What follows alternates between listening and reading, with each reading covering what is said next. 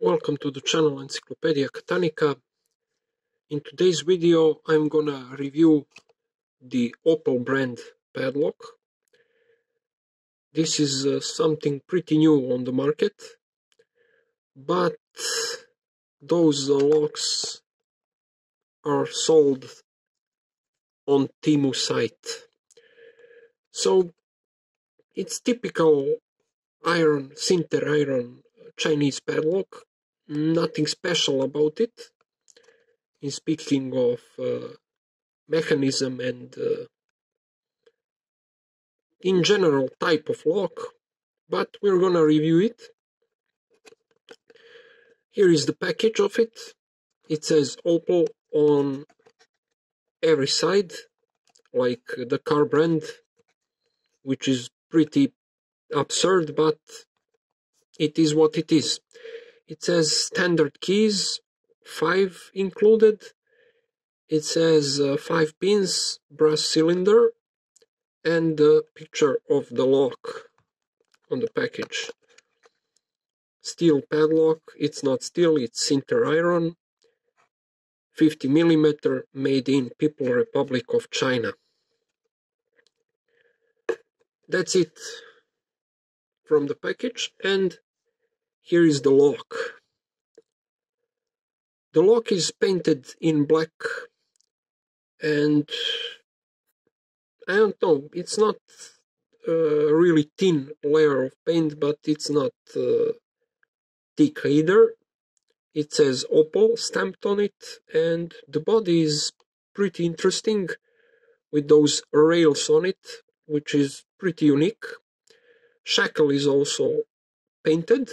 It's made out of soft steel, and the body, as I mentioned, is made out of sinter iron. It comes with, in the package, with 5 keys. Why 5 keys? Because locksmith couldn't cut that type of key, because this type of key is some variation of ABUS key. This is the ABUS keyhead and the ABUS keyway. This keyway is used on some ABUS padlock. It's kind of restrictive keyway, and Chinese manufacturers just copied the ABUS keyway and ABUS locks. But if you look up closely, it have 1, 2, 3, 4, 5, 6 cuts. So on the package it says, let's focus, 5 pins, but we have 6 cuts. So maybe it's the first time when they are lying in our favor. I think this lock contains 6 pins, but for some reason they put 5 pins on the package as information. So I don't know why is it like that, but it's always better to have more pins than less. I don't want to pick this lock because I'm not sure is it gonna is it gonna be successful, because in many cases when I tried with those Chinese locks, something jammed inside. Usually short key pins could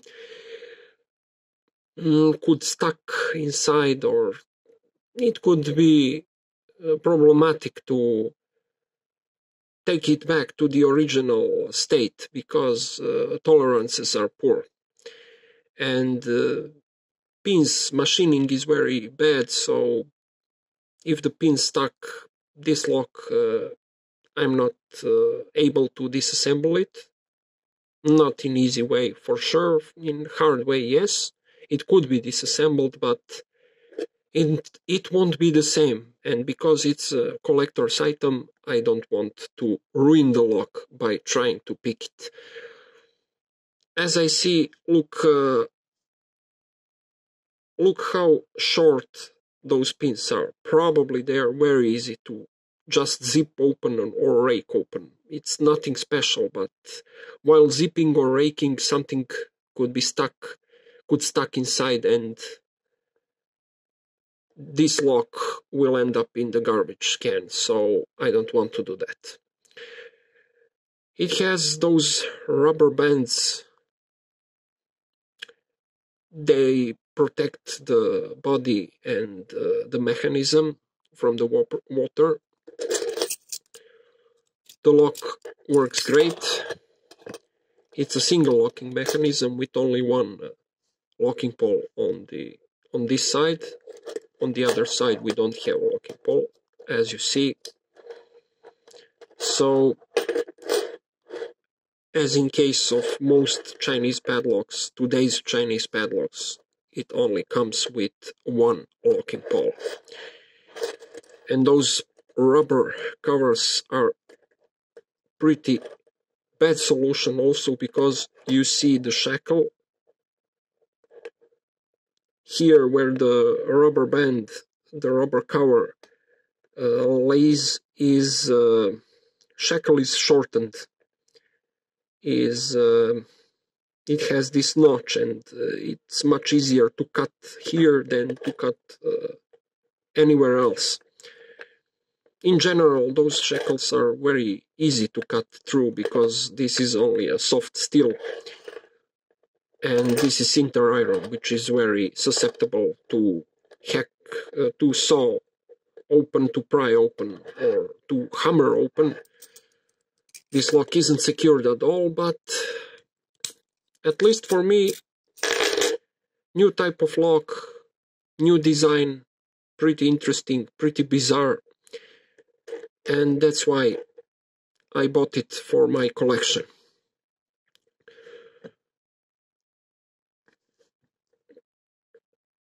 To say, my advice is not to buy this lock, not to use this lock for any kind of security, because it rusts really quickly.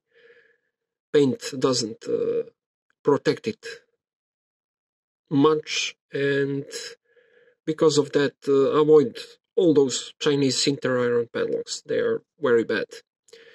So that's pretty much it, guys. Thanks for watching. Have a nice day. Bye bye.